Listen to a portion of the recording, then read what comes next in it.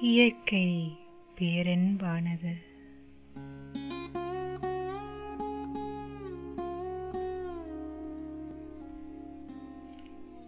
இயற்கை இடர்கள் தரும், வாழ்வை வெறுக்கச் செய்யும், அவமானங்களை அள்ளித்தந்து தோல்விகளை தோள்களில் ஏற்றும், மனம் மறத்து போக உடல் ஓய்வு நாடும். ஆனால் இவை கடக்காமல் இயற்கையின் பேரன்பு கரங்களை எட்டாது.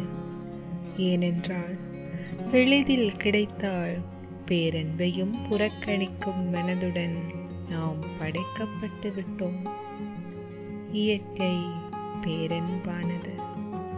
இன்னல் கண்டு துவளாதே, இனிவரும் காலம் உன் கேள்விக்கு விடையாக இந்நாளை நன்னாளாய் உணர்ந்திடு. ஏனென்றால் இயற்கை என்றும் பேரன்பானது.